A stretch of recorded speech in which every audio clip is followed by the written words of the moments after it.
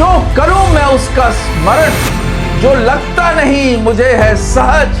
करूं मैं फिर उसका स्मरण जो लगता है मुझे सहज। आखिर होता है सहज ही सहज, लेकिन उस समय तो बहुत देर हो चुकी होगी, क्योंकि उनके जीवन का तो अंत पहले ही हो चुका है।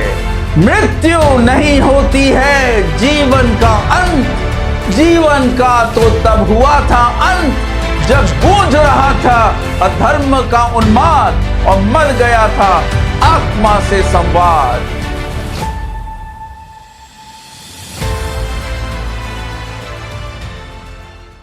हमारे जीवन में कुछ बहुत ही महत्वपूर्ण है और वह होना निश्चित है, और जिसको पार्श्वभूमि में हमें अपने चैतन्य अवस्था में संयोजित करके रखना चाहिए, फिर भी हम इसे भूलना पसंद करते हैं। आप जानते हैं क्यों? क्योंकि हम उन चीजों को याद रखना नहीं चाहते जो हमारे समक्ष सहज रूप से पेश नहीं होती हैं, भले ही वह एक प्रगाढ़ महत्व की क्यों ना हो। इसके विपरीत हम उन चीजों को याद रखना और गले लगाना पसंद करते हैं जिसके साथ हम खुश और सहज महसूस करते हैं। तो तर्क इस तरह जाता है, क्यों करूं मैं उसका स्मरण जो लगता नहीं मुझे है सहज। करूं मैं फिर उसका स्मरण जो लगता है मुझे सहज। आखिर होता है सहज ही सहज। यह कृत्रिम तर्क व्यावहारिक लग सकता है, लेकिन वास्तव में यह एक झूठी सांत्वना है। ऐसा इसलिए है क्योंकि यह असहज क्षण ही है जो सच्चे जीवन के एक आवश्यक प्रकाश स्तंभ के रूप में कार्य करते हैं। और यदि हम इसे याद नहीं रखते और उन असहज प्रतीत होने वाले यथार्थ को अपने मानस पटल में रखते हुए अपने जीवन की योजना नहीं बनाते हैं, तो हम गुमनामी के शाश्वत अंधकार में भटकते रहेंगे।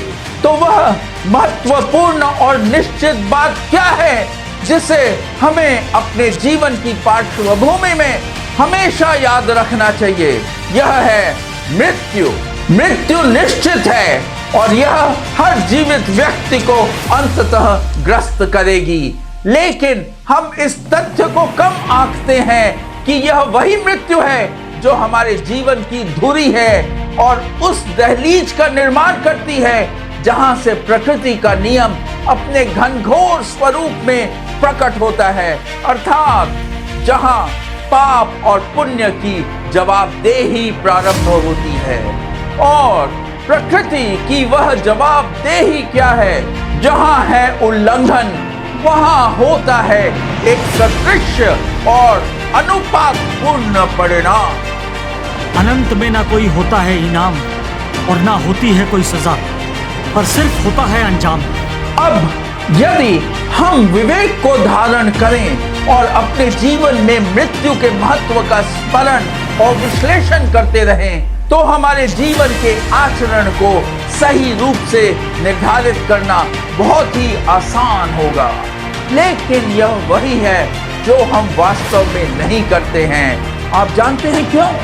क्योंकि यह एक प्रकार की सोच है जो मानव मन में सार्वभौमिक है। हम सभी अपने स्वयं की इच्छा और कारण के न्यायाधीश हैं, जबकि तर्कवाद और यथार्थवाद यह कहता है कि कोई भी अपने स्वयं के मामले में न्यायाधीश नहीं हो सकता।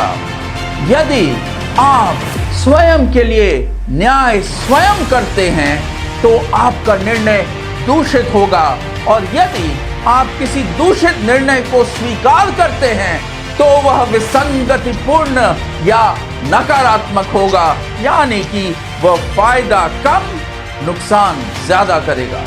इसलिए यदि हमारा मन जैविक आनंद और विलासिता को पसंद करता है तो हमारे सभी निर्णय उस जुनून के अनुकूल ही होंगे, और उस विलासिता, उल्लास और आनंद के बीच यदि हमारी सोच अंततः पनपने वाली मृत्यु की अवस्था का स्मरण करेगी तो यह उस विलासी सोच के लिए बेहद विघटनकारी होगा। लगेगा इसने तो पूरा खेल ही बिगाड़ दिया है। अर्थात यह जीवन की वास्तविकता से खुद को दूर करता है। इसके परिणाम स्वरूप मन में एक दूषित मूल्य प्रणाली बनती है, जहां बुराई हमारे दिमाग पर हावी हो जाती है। और इसी तरह से मैंने देखा है बड़ी बड़ी संख्या में भ्रष्ट व्यक्तियों को जो शीर्ष पदों पर आसीन होकर बेहद गंभीर स्वरूप का पाप नहीं, उससे कहीं ज्यादा महापाप करते हैं। कितना दुर्भाग्यपूर्ण है कि कुछ तुच्छ प्रकार का अस्थायी सुख पाने के लिए इस प्रकार की भ्रष्ट आत्माएं अपना ईमान बेच देती हैं और पूरी मानव जनजाति के खिलाफ अपराध करती रहती हैं, दिन ब दिन, साल दर साल, हमेशा। क्या इसमें कुछ भी समझदारी है? कुछ भी नहीं। इन भ्रष्ट व्यक्तियों को असलियत का बयान तब होगा जब वह जिंदगी की दहलीज पार कर रहे होंगे, यानी कि मृत्यु शैया पर होंगे और अनंत की यात्रा की ओर प्रस्थान कर रहे होंगे। लेकिन उस समय तो बहुत देर हो चुकी होगी, क्योंकि उनके जीवन का तो अंत पहले ही हो चुका है। मृत्यु नहीं होती है जीवन का अंत। जीवन का तो तब हुआ था अंत जब गूंज रहा था अधर्म का उन्माद और मर गया था आत्मा से संवाद।